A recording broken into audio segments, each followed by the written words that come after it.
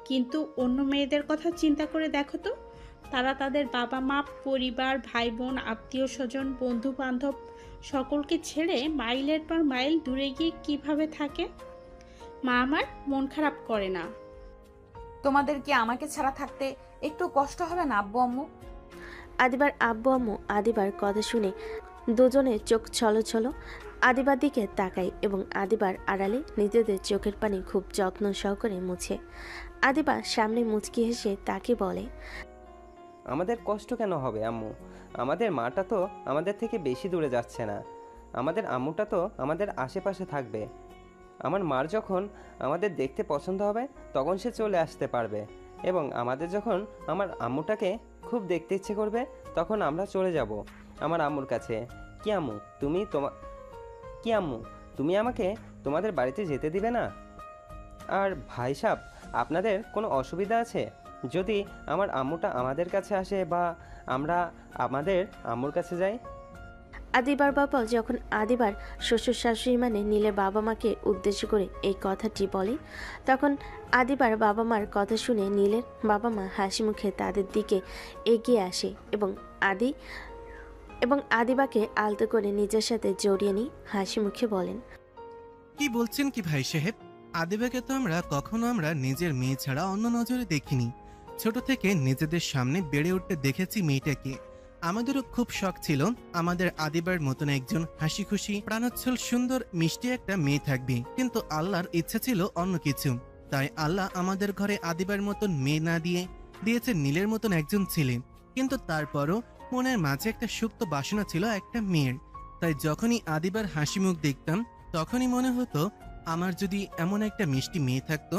আবার কয়েকবার মনে মনে এটাও ভেবেছি, আদিবার মতন করে কেন আদিবাকে যদি আমাদের বাড়িতে নেওয়া যেত। কিন্তু কিভাবে নিব?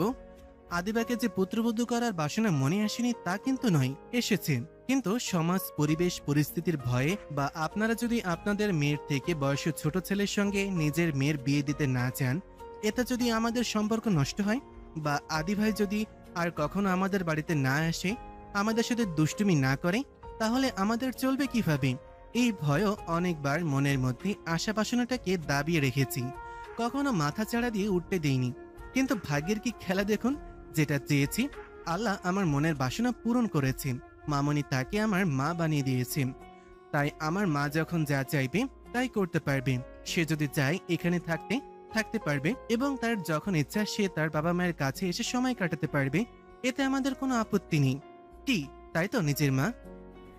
একদমই তাই। আসলে প্রথমে আমার মাথায় এটা আসলেও ও যখন নীলের সঙ্গে আদিবার বিয়ের কথা হয় তখন আর মনের মাঝে না প্রসঙ্গটা আসেনি। কেন জানি না বলতে ইচ্ছা করেনি।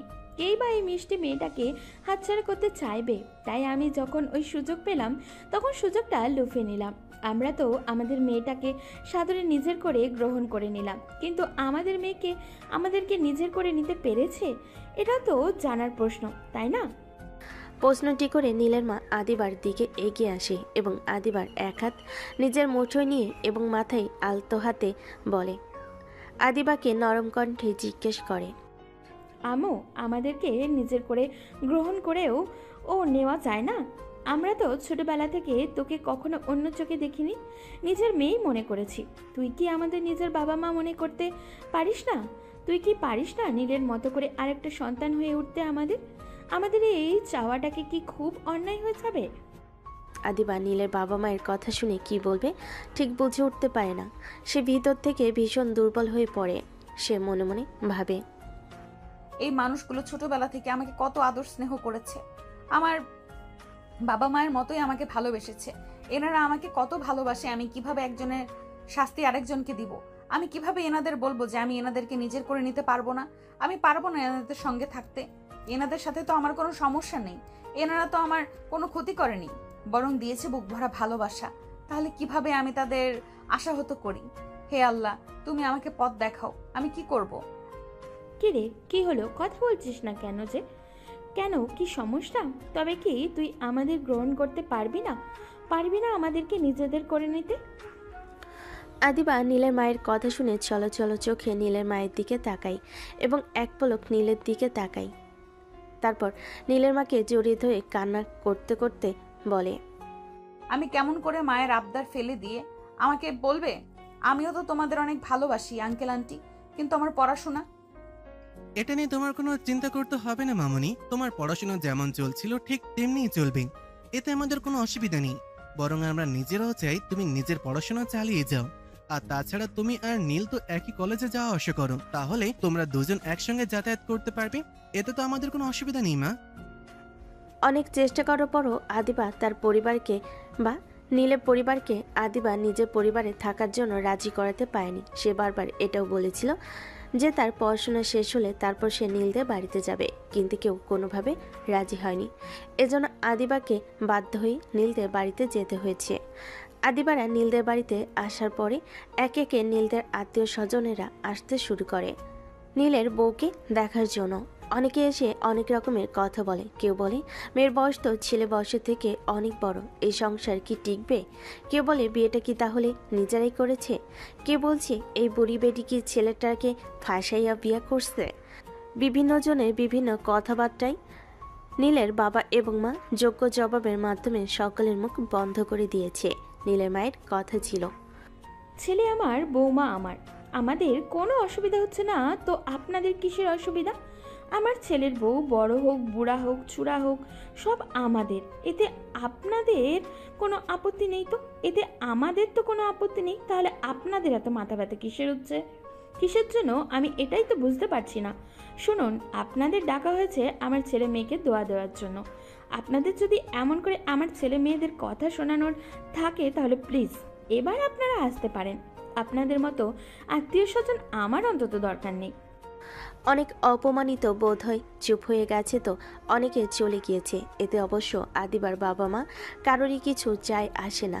আদিবার প্রথম প্রথম খারাপ লাগতো, পরবর্তীতে নীলের বাবা মা যখন তার সম্মান বাঁচানোর জন্য এভাবে নিজেদের আত্মীয়র সঙ্গে আত্মীয়তা নষ্ট করতে চায়, এটা দেখে আদিবা আর শান্ত থাকতে পারে না। দৌড়ে গিয়ে নীলের বাবা মাকে জড়িয়ে ধরে।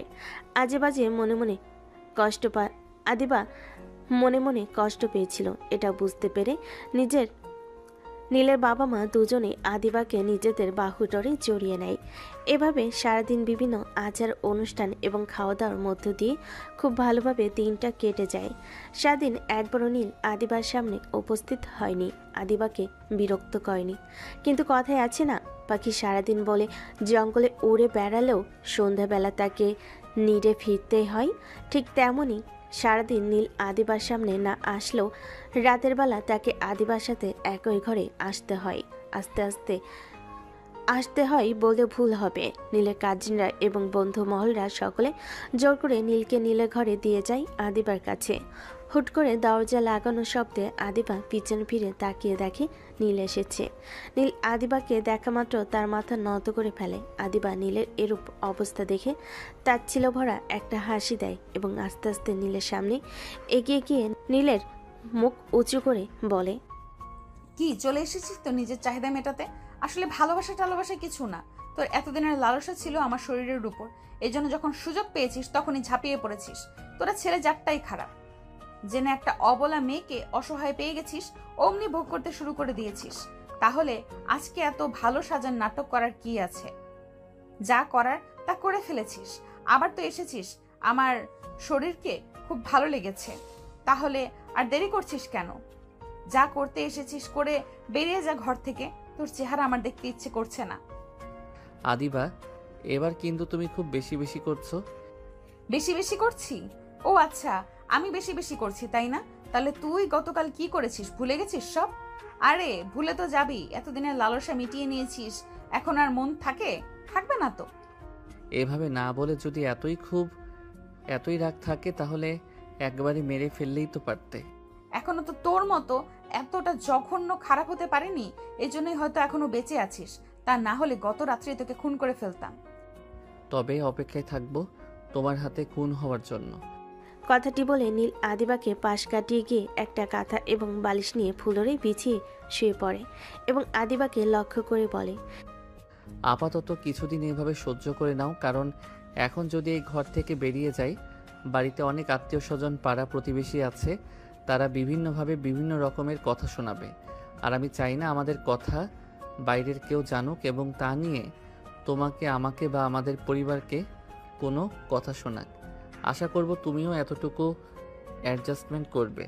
আর পাড়া প্রতিবেশী বাড়ির লোকজন চলে গেলে তোমাকে তোমার প্রপার প্রাইভেসি দিয়ে দিব। রুম থেকে বেরিয়ে যাব আর আসবো না। যত সব থার্ড ক্লাস ড্রামা।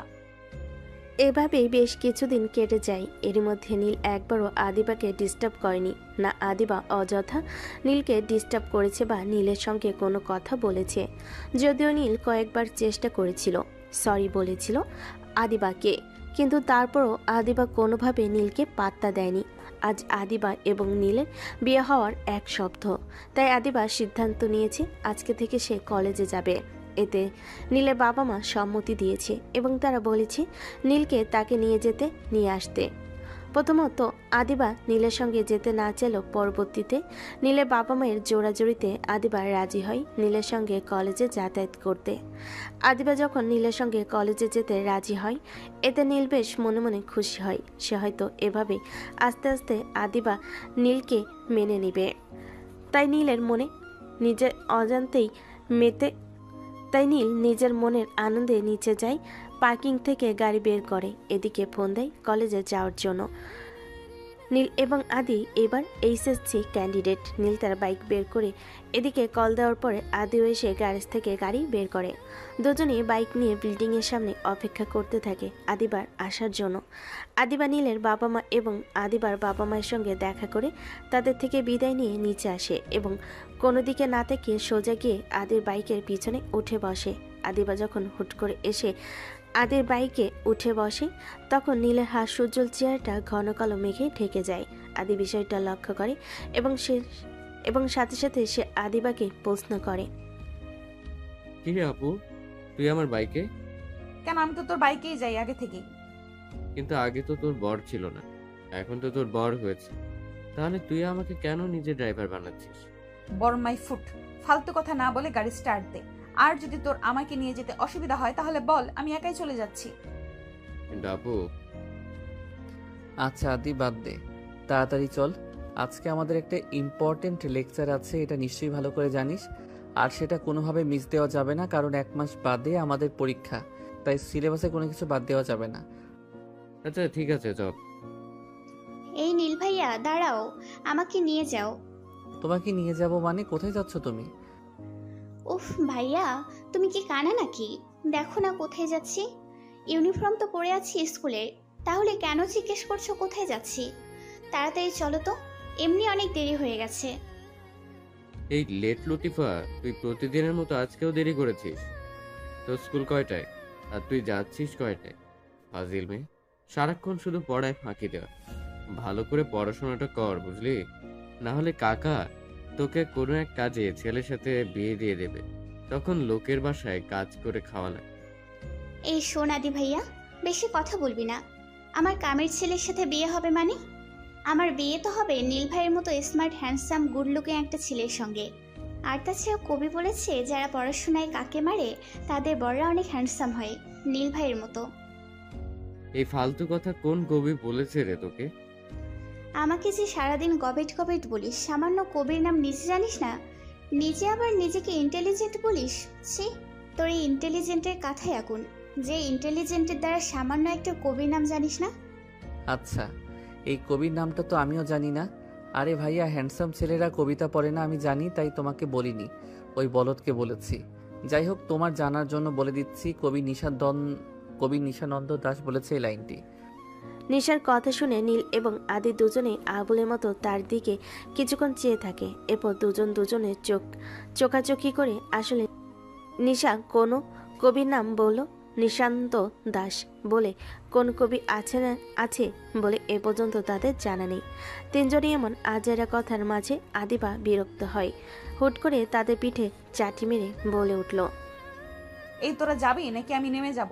আমার কিন্তু এবার ভীষণ বিরক্ত লাগছে। আদিবার কথা শুনে নিশা ভয় পেয়ে যায় এবং দ্রুত নীলের বাইকের পিছনে উঠে পড়ে। এরপর আদি এবং নীল দুজনে বাইক স্টার্ট করে। তাদের তিনজনের কলেজে যেতে প্রথমে নিশার স্কুল পড়ে। নিশার 10ম শ্রেণীর বিজ্ঞান বিভাগের ছাত্রী। তাকে দেখতে লাগে অলস, কিন্তু তারপরও দুর্দান্ত মেধাবী একজন ছাত্রী। তারা নিশার স্কুলের সামনে আসলেই নীল গাড়ি ব্রেক করে এবং নিশা গাড়ি থেকে নেমে আদির দিকে মুখ ভেঙচি দিয়ে নীলের দুগাল টেনে আদরে গলায় বলে, ধন্যবাদ ভাইয়া, এত দুর্দান্ত একটা লিফট দেওয়ার জন্য। রোজ আমাকে এভাবে লিফট দিয়ে দিও। জো হুকুম ম্যাডাম। যত সব আলগা পিরিত। আদি এবং নীল কলেজ গেটে গিয়ে বাইক ব্রেক করতে আদিবা দ্রুত গতিতে বাইক থেকে নেমে কলেজের ভিতরে প্রবেশ করে। আদিবাকে কলেজে প্রবেশ করতেই তার বান্ধবী বন্ধু তাকে ঘিরে ধরে। এরপর তারা একের পর এক আদিবাকে প্রশ্ন করতে থাকে। কি রে দোস্ত, এতদিন কলেজে আসিসনি যে? আমরা তো ভাবলাম আবার বিয়ে টিয়ে করে ফেলি নাকি আমাদের দাওয়াত না দিয়ে। একদম মনের কথা বলছিস। আমি তো ভাবলাম বিয়ে শাদি করে জামাই নিয়ে কলেজে আসবে ম্যাডাম। তোদের এসব ফালতু কথা বলা শেষ হয়েছে? কেন যে তোরা কলেজে আসিস এসব ফালতু কথা বলতে, তাই না? যত সব। আরে মামা, বিরক্ত হচ্ছিস কেন? আমরা তো জাস্ট মজা করছিলাম। হ্যাঁ হ্যাঁ, অনেক হয়েছে, অনেক মজা নিয়েছিস আমাকে নিয়ে। আমি তো তোদের মজা নেওয়ার জোকার, তাই না? চল কলেজে যাই, এমনি অনেকদিন ক্লাস করি নাই, সামনে আবার মিড টার্ম পরীক্ষা, কি করব না করব কিছুই বুঝতে পারতেছি না, তাই জন্যই চলে এলাম ক্লাস করতে। এই দেখো আমাদের বিদ্যাসাগর চলে এসেছে। এতদিন তো কলেজে আসেই নাই। আসে না, যদিও বা আসলো, তিনি সাহেবের আবার ক্লাস করা লাগবে। চল ভাগ, ক্লাস করা লাগবে না, চল যাই, গিয়ে আড্ডা দিই, ক্যান্টিনের দিকে যাই, চল। আদিবা না যেতে চাইলেও আদিবাকে তার বন্ধু বান্ধবরা সকলে জোর করে আদিবাকে নিয়ে ক্যান্টিনের দিকে চলে যায়। নীল এবং আদি গ্যারেজে বাইক পার্ক করে এসে দেখে আদিবা তার বন্ধু বান্ধবদের সাথে ক্লাসে আগে ক্যান্টিনের দিকে যাচ্ছে। আদিবাকে ক্যান্টিনের দিকে যেতে দেখে নীল ভুরু কুঁচকে যায়। সে আদিকে উদ্দেশ্য করে বলে, এই তোর বোনের নাকি অনেক ইম্পর্টেন্ট ক্লাস আছে সামনে, পরীক্ষা। এই ক্লাস কোনোভাবে মিস দেওয়া যাবে না, তাই তাকে কলেজে আসতেই হবে। তাহলে তোর বোন এখন ক্লাস না করে ক্যান্টিনের দিকে যাচ্ছে কেন? তা আমি কি করে জানবো আজব? তুই জানবি না মানে? তোর না বড় বোন খোঁজ নিবি না? আশ্চর্য, আমার বোন হওয়ার আগে ভুলে যাস না, সে এখন তো স্ত্রী, তাই আমার খোঁজ নেওয়ার দায়িত্ব, আগে তার সকল খোঁজ খবর রাখার দায়িত্ব তোর, ভুলে যাস নাই কথা। দেখ দোস্ত, তোর বোন তো আমাকে সহ্য করতে পারে না, তাই প্লিজ তুই একটাবার খোঁজ নিয়ে দেখবি। আরে বাদ দে, চল আগে আমরা আমাদের ক্লাস করে আসি। আর তাছাড়া আপু এখন ছোট নেই, আর ভালো মন্দ বোঝার যথেষ্ট পরিমাণ বয়স হয়েছে, তাই তাকে জোর করে কিছু করানোর মতো এখন কিছু নেই। তাই চল আমরা আমাদের ক্লাস করে আসি, তারপরে দেখছি ওর সঙ্গে কথা বলছি। আদি আর নীল নিজেদের ক্লাসের দিকে যায়। আদি এবং নীল টানা 2 ঘন্টা ক্লাস করে বাইরে আসে। এরপর তারা আড্ডা দেওয়ার জন্য অন্যান্য বন্ধু বান্ধবের সঙ্গে ক্যান্টিনের উদ্দেশ্যে যায়। সেখানে গিয়ে নীলের পা যেন থমকে যায়। এ কি দেখছে সে? এটা তো আদিবা। আদিবা মেহেদির হাতে হাত রেখে বসে আছে এবং বেশ হেসে হেসে কথা বলছে তারা। হঠাৎ করে নীলের কি যেন হলো, সে আর সেখানে দাঁড়িয়ে না থেকে দ্রুত আদিবা এবং মেহেদির দিকে এগিয়ে গেল এবং আদিবা এবং মেয়েদের হাত ধরে টান দিয়ে মেহেদির থেকে আদিবাকে ছাড়িয়ে দেয়। হঠাৎ আকস্মিক ঘটনায় মেহেদি এবং আদিবা দুজনেই ভরকে যায়। আদিবা যখন লক্ষ্য করে দেখে এ আর কেউ নয়, সে আর এক মুহূর্ত দেরি না করে ঠাস করে নীলের গালে চর বসিয়ে দেয়। চরের শব্দে ক্যান্টিনের চারপাশে সকলে তাদের দিকে আঙ্গুল লক্ষ্য করে এবং হঠাৎ চরের শব্দে চারপাশে সকলে তাদের দিকে লক্ষ্য করে। এরপরে আদিবা আঙ্গুল ইশারা করে চিৎকার করে বলে, ছোট লোক জানোয়ার কোথাকার, দিন দুপুরে পাবলিক প্লেসে ইফটিজিং করছিস, মেয়েদের গায়ে হাত দিচ্ছিস, তোর এত বড় সাহস? বেবি, কে এটা? চিনো তুমি একে? অসম্ভব বাবু, আমি কি করে এসব রাস্তার পাতি পোলাপেনকে চিনবো? আদিবার কথা শোনা মাত্রই মেহেদি আর এক মুহূর্ত দেরি না করে দ্রুত গতিতে নীলের শার্টের কলার চেপে ধরে এবং তাকে আঘাত করতে নিবে। এমন সময় হঠাৎ করে আদি এসে মেহেদির হাত ধরে ফেলে এবং আদি রেগে গিয়ে আদিবা এবং মেহেদিকে কিছু বলতে যাবে। এমন সময় নীল আদিকে আটকে দিয়ে এবং কান্না জড়িত গলায় বলে, ছেড়ে দে আদি, আমাদের মতো রাস্তার ছাত্রী পোলাপাইনের সঙ্গে এটা যায়, এটা কোনো বিষয় না। সরি, দুঃখিত, ক্ষমা করে দিবেন। আসলে আমরা রাস্তার ছেলে পেলে তো, তাই পরিবেশ পরিস্থিতি বুঝে কি ব্যবহার করতে হয় জানি না, তাই আপনার সঙ্গে খারাপ ব্যবহার করে ফেলেছি। যদি পারেন তো আমাদেরকে ক্ষমা করে দিবেন, আর কখনো আপনার সামনে আসবো না বা আপনাকে বিরক্ত করব না। আদি সেখানে আর এক মুহূর্ত না দাঁড়িয়ে নীলকে নিয়ে সেখান থেকে চলে আসে এবং আসার সময় আদিবাকে উদ্দেশ্য করে এটা বলে আসতে বলে যে, আজকে তুই যেটা করলি আপু একদম ঠিক করলি না। দেখিস, এর জন্য তুই একদিন খুব পস্তাবি। হয়তো সেদিনটা অনেক বেশি দেরি হয়ে যাবে, কিন্তু তোর কিচ্ছু করার থাকবে না। সত্যি কি খুব আমি বেশি করে ফেলেছি? না, কিছু বেশি হয়নি। ও আমার সঙ্গে যেটা করেছিল তার কাছে এটা কিছুই না। আদিবা সারাদিন বন্ধুদের সাথে আড্ডা দিয়ে বাড়ি ফেরার পথে আদিকে কয়েকবার খুঁজেছে ফোন দিয়ে, কিন্তু আদির ফোন বন্ধ পেয়েছে। আদিবা ভেবেছে হয়তো আদি তার উপরে রাগ করেছে, তাই সে আর দেরি না করে রিক্সা করে বাড়ি ফিরে আসে। সে বাড়িতে ফিরে প্রথমে তাদের ফ্ল্যাটে যায় এবং সেখানে গিয়ে তার বাবা মার সাথে দেখা করে। কিন্তু আদিবা আজকে একটি বিষয় লক্ষ্য করে, তার বাবা মা প্রতিদিনের ন্যায় তার সাথে কথা বলছে না, কেমন যেন একটা ব্যবহার করছে। মনে হচ্ছে যেন আদিবা খুব বড় কোনো অন্যায় করে ফেলেছে, এজন্য তার বাবা মা তাকে পুরোপুরি উপেক্ষা করছে। সে কোনো প্রশ্ন করলে তাকে কড়া গলায় উত্তর দিচ্ছে। আদিবা ভাবে হয়তো আদি বাড়িতে এসে কলেজে বিষয়টা বলে দিয়েছে, এজন্য তার বাবা মা তার উপর রাগ করে আছে। বিষয়টি বুঝতে পেরে আদিবার বেশি তার বাবা মাকে বিরক্ত না করে, কারণ সে জানে তার বাবা মা এখন তার উপর রেগে আছে, সেজন্য তারা এমন ব্যবহার করছে। আবার রাগটা যখন কমে যাবে তখন তারা আবার এমন ব্যবহার করবে না। তাই আদিবা এখানে না দাঁড়িয়ে নীলদের ফ্ল্যাটের উদ্দেশ্যে রওনা হয়। আদিবা নীলদের ফ্ল্যাটে আসার পর নীলের বাবা মাকে একদম স্বাভাবিক দেখে যেন কিছুই হয়নি। আদিবা আবারও মনে মনে ভাবে, তবে কি নীল বাড়িতে এসে কিছুই বলেনি, যেখানে তার নিজের বাবা মা তার সাথে ঠিকভাবে কথা বলছে না, এমন ব্যবহার করছে। আর যদি নীলের বাবা মার কানে আসে আদিবা তার ছেলের সঙ্গে কি করেছে, তাহলে তো তাদের আরও খারাপ ব্যবহার করার কথা, কিন্তু না, তারা তো একদম স্বাভাবিক আছে। আদিবা ভাবে তার মনে তার কিছুই জানে না, তাই আদিবা আর কিছু বলে না। তাদের সঙ্গে কৌশল বিনিময় করে আদিবা ঘরে যায়। আদিবা ঘরে গিয়ে পুরো ঘরটা ভালোভাবে পর্যবেক্ষণ করে না, পুরো ঘর সকালে যেমন রেখে গিয়েছে তেমনই আছে। তার মানে নীল এখনো বাড়িতে আসেনি। এরপর আদিবা আর বেশি কিছু না ভেবে ফ্রেশ হয়ে চলে যায়। ফ্রেশ হয়ে এসে বেশ কিছুক্ষণ ঘরে নীলের জন্য অপেক্ষা করে। এভাবে সারাদিন চলে যাওয়ার পর যখন নীল বাড়িতে আসে না, তখন আদিবার কেন জানি অনেক খারাপ লাগতে থাকে। সেভাবে আজকে ঘটনাটা একদম ঠিক হয়নি, তাই নীলের সঙ্গে এমন ব্যবহার করা একদম উচিত হয়নি। সে মনে মনে ভাবে নীল আসলে নীলকে অন্তত একবার সরি বলা উচিত। এরপর আদিবা রাতে খাবার খেয়ে এসে আবার নীলের জন্য অপেক্ষা করতে থাকে।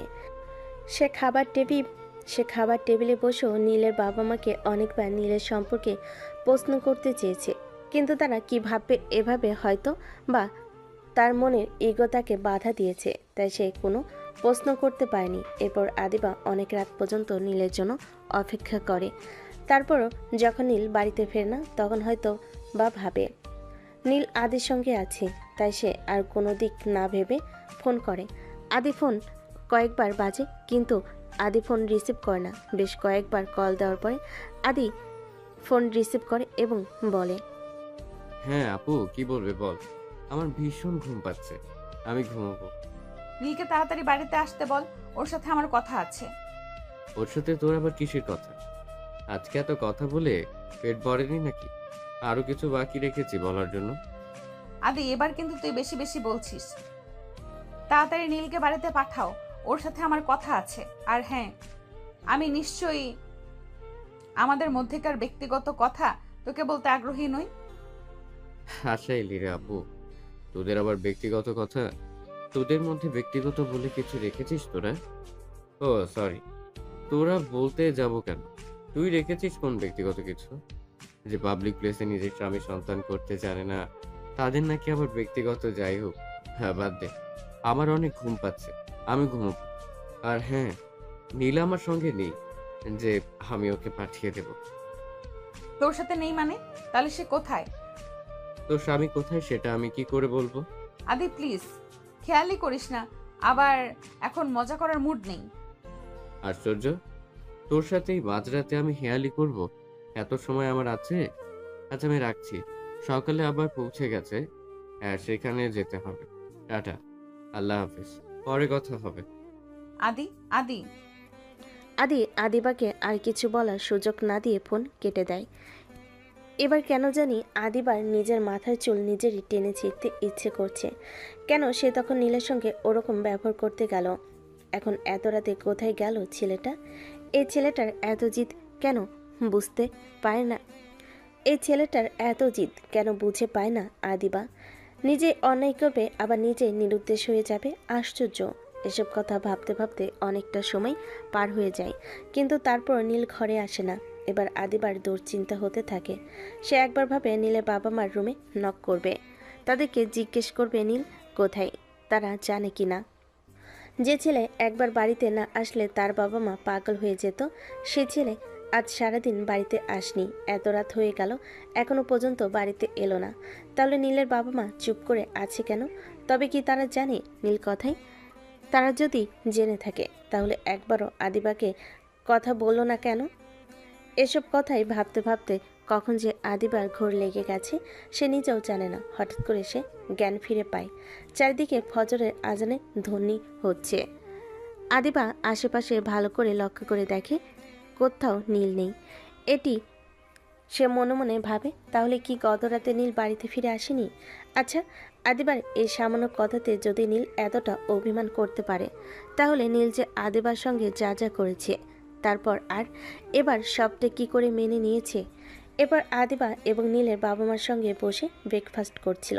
এমন সময় নীলের বাবা আদিবাকে উদ্দেশ্য করে বলে, মামনি, তুমি কি একা একা কলেজে যেতে পারবে, নাকি তোমাকে কলেজে দিয়ে আসতে হবে? না মানে ড্রাইভারকে বলে দিলে তার সঙ্গে যেতে পারবে, নাকি আমি গিয়ে তোমাকে রেখে আসবো? চলো মামনি, তোমাকে আজকে আমি কলেজে দিয়ে আসি। কেন বাবা, নীল কোথায়? সে যাবে না কলেজে? নীলের তো সামনে পরীক্ষা, তাই সে আর কলেজে যাবে না। এখন শুধু কোচিং করবে, আর কলেজে যেতে তেমন একটা ক্লাস হয় না, তাই নাকি ও কলেজে যাবে না। আচ্ছা, নিজের আব্বু তুমি না হয়ে মেয়েটার কলেজে দিয়ে আসো। না সমস্যা নেই, আমি একা একাই যেতে পারবো। কিন্তু গতকাল নীল কি বাসায় ফেরেনি? সে কি কোথাও গিয়েছে? আসলে ওর তো এখন তেমন একটা কলেজে ক্লাস নেই, তাই ও ভাবছিল যে ওর দাদুর ওখান থেকে কোচিংটা কাছে হবে, আর ও তো পড়াশোনায় মনোযোগী হতে পারবে এবং ভালোভাবে পরীক্ষাটাও শেষ করতে পারবে। তাই গতকাল তার দাদুর বাড়িতে গিয়েছে। এখন নাকি ও পরীক্ষার কয়দিন ওখানেই থাকবে। তার মানে ও সত্যি সত্যি নিজেকে আমার থেকে আলাদা করে রাখতে চাইছে। সমস্যা নেই, থাকুক ও ওর মতো। কিন্তু আমার এত খারাপ লাগছে কেন? কেন নিজের মধ্যে একটা শূন্যতা কাজ করছে? কেন বারবার মনে হচ্ছে কি যেন নেই জীবনে, অসম্পূর্ণ। নীলের আব্বু আজকে আদিবাকে কলেজে নিয়ে এসেছে।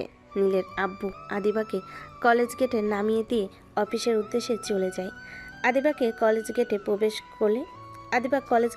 প্রবেশ করলে তার বন্ধুবান্ধব তাকে ঘিরে ধরে এবং তাদের সঙ্গে কথা বলে কলেজে ক্লাসের দিকে যেতে লাগে। হঠাৎ করে কলেজের পাশে দিকে পারে একটা বড় মেহগুনি গাছের শিকড়ের উপর আদিবার চোখ আটকে যায়।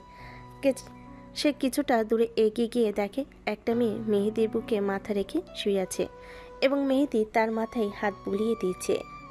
দৃশ্যটা লক্ষ্য করে আদিবা আর এক সেকেন্ডও না দাঁড়িয়ে দ্রুত মেহেদির কাছে এগিয়ে যায় এবং সেখানে গিয়ে মেয়েটাকে মেহেদির থেকে টেনে তুলে মেহেদির গালে কষিয়ে একটা চড় মারে এবং রেগে চিল্লিয়ে বলতে থাকে, এসব কি হচ্ছেটা কি মেহেদি?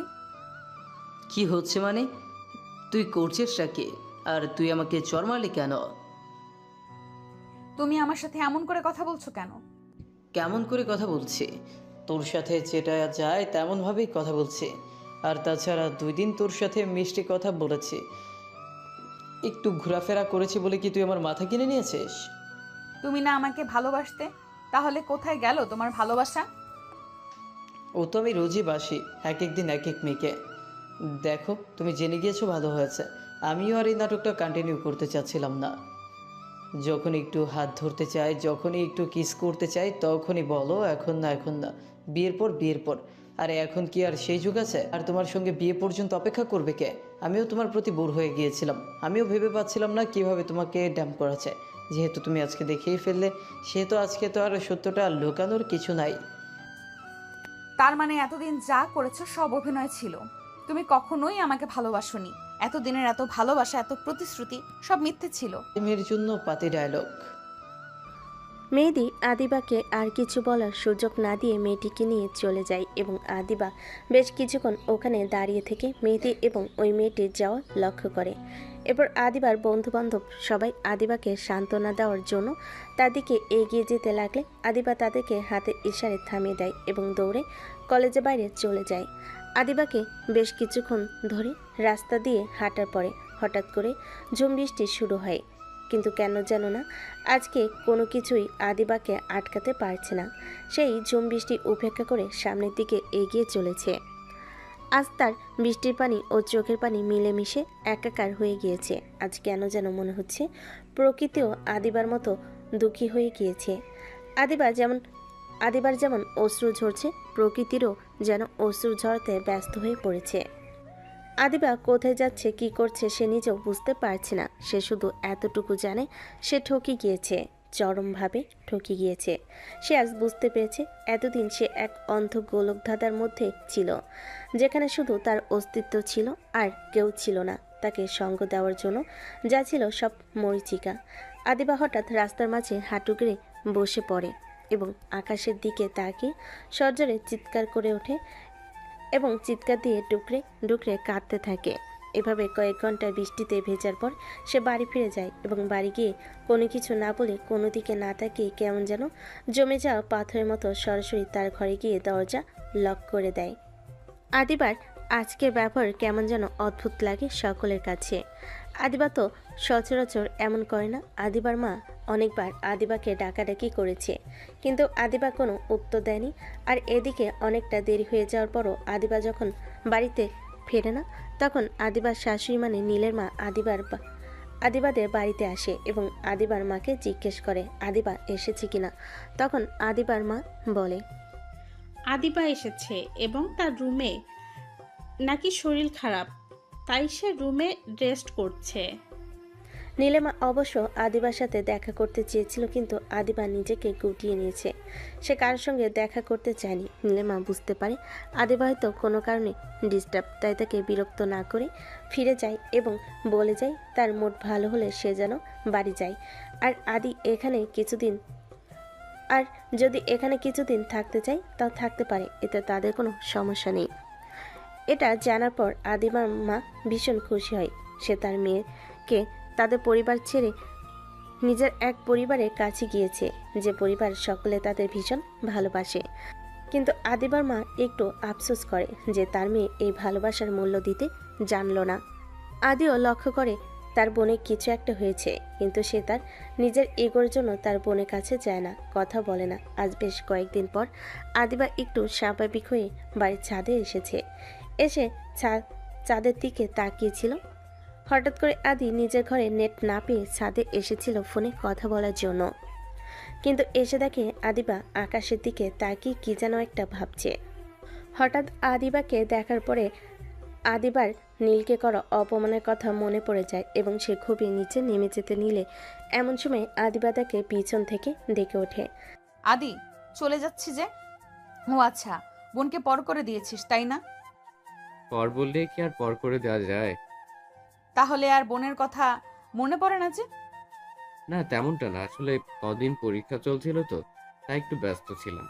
ও আচ্ছা, তোমাদের এইচএসসি পরীক্ষা শেষ হলো, তা এখনো কি ব্যস্ত আছিস? না, তা না। আচ্ছা আপু, তোর কি হয়েছে বল? তোকে কেমন যেন অন্যরকম লাগছে। ভাই, একটু আমার পাশে এসে বসবি? আমার কেন জানি ভীষণ একা লাগছে। কি হয়েছে তোর বলতো? এখন তো তোর আরো বেশি ভালো থাকার কথা, কারণ তোর জীবনের সব থেকে বড় কাটাও তো এখন তোর জীবন থেকে সরে দাঁড়িয়ে। এখন তো টেম্পোরারি তোর জীবন থেকে সরে গেছে, হয়তোবা খুব শীঘ্রই পার্মানেন্টলি তোর জীবন থেকে হারিয়ে যাবে। মানে কি বলছিস কি তুই?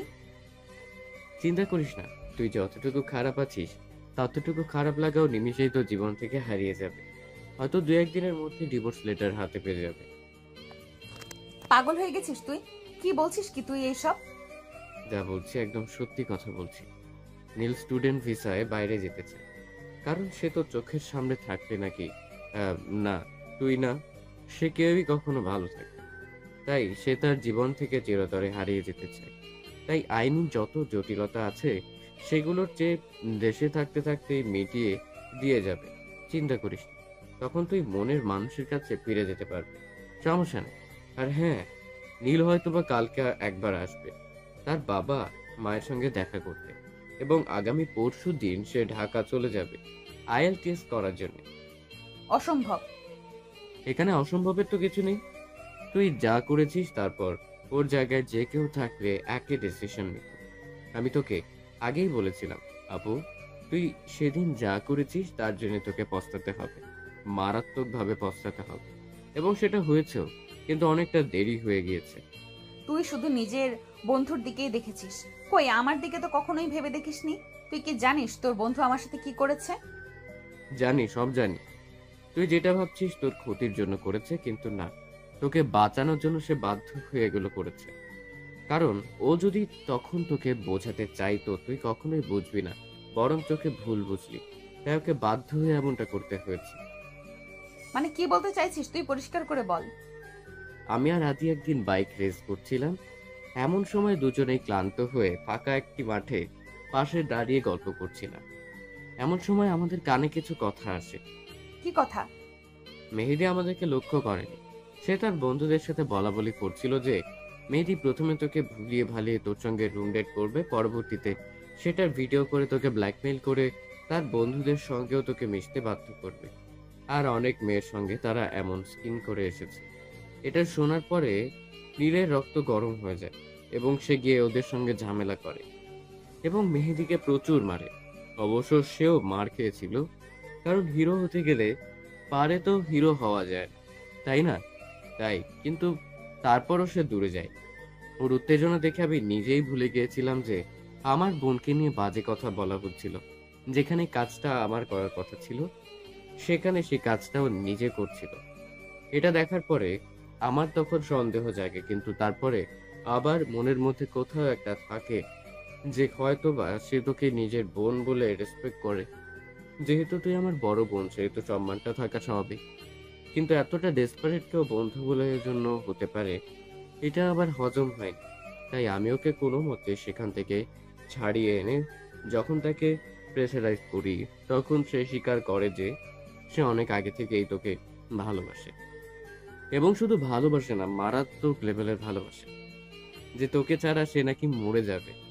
সেদিন সে আমার হাতে পায়ে ধরে অনেক কান্নাকাটি করে, বাচ্চাদের মতো প্রচুর কান্নাকাটি করে। বাচ্চারা যেমন একটি খেলনা পাওয়ার জন্য তার বাবা মায়ের কাছে বায়না করে, এবং ততক্ষণ পর্যন্ত সে বায়না করেই থাকে যতক্ষণ পর্যন্ত তার বাবা মা তাকে সে খেলনাটা দিতে। ঠিক সেইভাবে ওই পাগলটা সেদিন ততক্ষণ পর্যন্ত আমার হাতে পায়ে ধরে কান্না করেছিল, যতক্ষণ পর্যন্ত না আমি স্বীকার করি যে আমি তোর সঙ্গে ওর বিয়ে দিতে প্রস্তুত। কিন্তু আমি বললেই তো আর হবে না, তোকেও তো রাজি হতে হবে। কিন্তু এই কথাটা কিভাবে বোঝাতে আমি পাগলটাকে বল যে পাগলটা ছোট থেকে তিলে তিলে তোর প্রতি ভালোবাসা ঘুরতে ঘুরতে পুরো সমুদ্রে পরিণত হয়েছিল। এরপর সে তোকে অনেকভাবে বোঝানোর চেষ্টা করে, কিন্তু তুই ওকে বারবার ভুল বুঝিস। এটা ভাবিস যে সে হয়তো তোর আর জানোয়ারটার মধ্যে ফাটল ধরানোর চেষ্টা করছে। এভাবে একদিন সিঁড়ির কাছে যখন সে তোকে বিষয়টা নিয়ে বোঝাচ্ছিল, তখন তোদের তর্কাতর্কিতে এক পর্যায়ে সে তোর অনেকটা কাছে চলে আসে, এবং সবাই আঙ্কেল আর বাবা কথা বলতে বলতে ফ্ল্যাটের দিকে আসছিল। তখন তোদেরকে এমন অবস্থায় দেখে তাদের মনে প্রশ্ন জাগে। নীল যখন বুঝতে পারে যে তোকে ভালোভাবে বুঝিয়ে কোনো কাজ হবে না, তাই সে বাঁকা পন্থা অবলম্বন করে।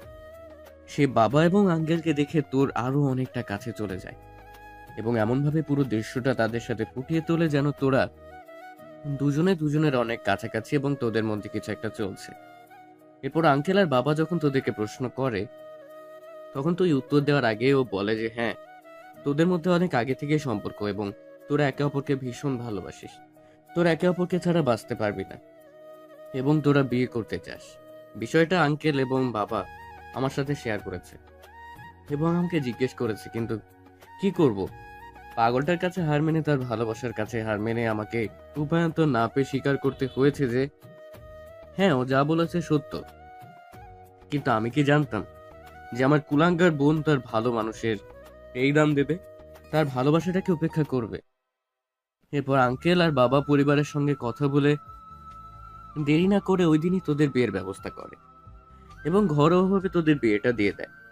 তোদের বিয়ের দিন তোকে নীল আবারও অনেকবার বোঝানোর চেষ্টা করে, কিন্তু তুই না বুঝি উল্টো বারবার ওকে অপমান অপদস্থ করার জন্য মেহেদিকে ভালোবাসার কথা বলিস। এটাও ভীষণ ডেসপারেট হয়ে যায় এবং এটা ভাবে যে তোর সঙ্গে সেদিন যা হয়েছে এরপরে তুই আর মেয়েদের কাছে ফিরে যাবি না। তোকে নিজের সাথে আটকে রাখার জন্য বোকাটা কি অন্যায়টা করে ফেলেছে, তবে পারলে তাকে ক্ষমা করে দিস। আদি এক নিঃশ্বাসে কথাগুলো বলা শেষ করে। আদি যতক্ষণ কথা বলছিল আদিবা ততক্ষণ নীরব দর্শকের মতো তার দিকে যে কথাগুলো শুনছিল এবং অঝরে চোখের পানি ফেলছিল, কারণ সে জানে তার দ্বারা ঠিক কতটা বড় ভুল হয়েছে এবং অন্যায় হয়ে গিয়েছে। সে মরিচিকার পেছনে ছুটে গিয়ে তার জীবনের অস্তিত্ব হারাতে চলেছে। এরপর আদিবা হঠাৎ করে শব্দ করে কান্না শুরু করে দেয় এবং আদিবার দিকে ভালো করে লক্ষ্য করে এবং বলে, এখন কান্না করছিস কেন? এখন কান্না করে কোনো লাভ আছে? যা হয় তা তো হয়ে গিয়েছে। ভাই প্লিজ কিছু একটা কর, আমার নীলকে প্রয়োজন। প্লিজ ভাই, বন্ধুর জন্য তো অনেক করলি, এবার একটু নিজের বোনের জন্য কর প্লিজ। আমি কি করতে পারি? এখানে যা করার তুই করেছিস, এবারও যা করার তুই করবে। তুই চাইলেই অনেক কিছুই করতে পারিস। মানে? তুই শুধু একবার নীলকে আমার কাছে নিয়ে এরপরে যেভাবেই হোক, যেমন করেই হোক, ওর হাতে পায়ে ধরে হলেও ওকে আমি নিজের কাছে আটকে রাখবো। আমি কোনোভাবে নীলকে হারাতে চাই না। প্লিজ ভাই, আমাকে সাহায্য কর। কিন্তু আমি কিভাবে কি করব? ও কি আর আসবে? ঠিক আসবে। ও আসবে না, ওর খার সহকারে আসবে। ওর এত বড় সাহস, ও আমাকে একা রেখে বাইরে যাওয়ার চিন্তা করে কিভাবে? শোন, তোকে একটা কাজ করতে হবে। কি কাজ? শোন, এদিকে আয়। ভাই রে ভাই, তোরা জামাই বউ দুজনেই এত ক্রিমিনাল মাইন্ডে কিভাবে হতে পারিস? বেশি কথা না বলে যা বলছি তাই কর, না হলে দুইটারে যে কি করব তা তোরা নিজেরাও জানিস না। ওকে ওকে, ঠিক আছে, করব। এখন চল, অনেক ঘুম পাচ্ছে, ঘুমোবো। তুই গিয়ে ঘুমা, এখন আমার ঘুম আসবে না। ঠিক আছে, তুমি এখন বইয়া বইয়া তোমার জামাইয়ের দুঃখে স্যাড সং শোনো, আমি গিয়া ঘুমাই। যাক, কাল আমার প্রচুর কাজ। আদি হাই তুলতে তুলতে ছাদ থেকে নেমে যায়। এরপর আদিবা ওখানে বসে কিছুক্ষণ একটা ভাবে। এরপর হঠাৎ করে তার মুখে একটা রহস্যময় হাসি ফুটে ওঠে। আরও কিছুক্ষণ আগে ছাদে বসে থেকে ঘরে ফিরে আসে। এভাবে রাতটা কেটে যায়। সকালে খুব ভোরে আদি নীলকে ফোন করে এবং হঠাৎ এত সকালে ফোন দেখে আদি দ্রুত উঠে বসে। এত সকালে তো আদি কখনো ফোন দেয় না, তাহলে আজকে কেন ফোন দিচ্ছে? বাড়িতে সব ঠিক আছে তো? কারো কোনো বিপদ হয়নি তো? আদিবা ঠিক আছে তো? এমন কিছু উদ্ভট চিন্তা করলে মাথায় গিয়ে নীল ফোন রিসিভ করে সাথে সাথে আদি অনেক উত্তেজনা নিয়ে বলে, নীল ভাই নিয়ে আপু আপু কি হয়েছে আদিবার? আদি কথা বলছিস না কেন? কথা বল, কি হয়েছে আদিবার? ও ঠিক আছে তো? ওর কোনো ক্ষতি হয়নি তো? কি রে, কথা বল। নীলাপু রাগ করে বাড়ি থেকে বেরিয়ে যাওয়ার পথে হঠাৎ করে একটা বড় ট্রাক এসে আপুকে মেরে দিয়েছে। আমার আপু অবস্থা খুব খারাপ, কি হবে কিচ্ছু বলা যাচ্ছে না। তুই কি একবার আসবি? কি বলছিসটা কি আদি? আমার আদিবার কি হয়েছে? কোথায় আছে সে? আমি জানি না রে, কি হবে কিছু বুঝতে পারছি না। একটু তাড়াতাড়ি পাড়ার শেষে ওই বড় মাঠের কাছে চলে আয়, ওখানে আপুর অ্যাক্সিডেন্ট হয়েছে। আমার আদিবা যদি কিছু হয় আমি কিন্তু সব কিছু ধ্বংস করে ফেলবো। আদি, আমার আদিবার যেন কিছু না হয়, আমি না আসা পর্যন্ত। আমি এক্ষুনি আসছি। কথাটি বলে নীল আর কোনো কিছু না ভেবে তার বাইকটা নিয়ে ফুল স্পিডে বাইক চালিয়ে তাদের পাড়ার শেষে ওই বড় রাস্তার কাছে চলে আসে। এসে দেখে সব কিছু কেমন যেন নির্জন, সিমসাম, আশেপাশে কেউ নেই। এখানে সে বেশ কিছুক্ষণ আগে খুব বড় একটা অ্যাক্সিডেন্ট হয়েছে এমন কোনো চিহ্ন পাওয়া যাচ্ছে না। এরপর নীল চারপাশে পাগলের মতো খুঁজতে থাকে। সে বারবার আদি এবং আদিবার নাম ধরে জোরে জোরে ডাকতে থাকে এবং পাগলের মতো এদিক ওদিক খুঁজতে থাকে। হঠাৎ করে নীল লক্ষ্য করে মাঠের ওই পাশে বড় গাছটা নিচে কেউ একজন বসে আছে। নীল আস্তে আস্তে সেদিকে এগিয়ে যায়। নীল যত এগিয়ে যাচ্ছে সে তো অবয়টা তার কাছে তত স্পষ্ট হচ্ছে। নীল যত কাছে যাচ্ছে তার হার্টবিট যেন আরও তত জোরে বিট করছে। তার এমন অনুভূতি হচ্ছে যেন আত্মাটা এখনই বেরিয়ে আসবে। নীল একদম কাছে গিয়ে দেখে একটা মেয়ে নীল রঙা জর্জের শাড়ি পরে হাতে কিছু একটা নিয়ে বসে আছে। এরপর নীল মেয়েটির একদম কাছে গিয়ে কাপা কাপা গলায় বলে, কে কে কে? নীলের ডাক শুনে আস্তে আস্তে মেয়েটি উঠে দাঁড়ায় এবং নীলের দিকে ঘুরে। মেয়েটি নীলের দিকে ঘুরতে দেখে অপূর্ব সৌন্দর্যে সঞ্চিত এই মেয়েটি আর কেউ নাই, তার মনে রানী, তার হার্টবিট, তার সুইট হার্ট আদিবা।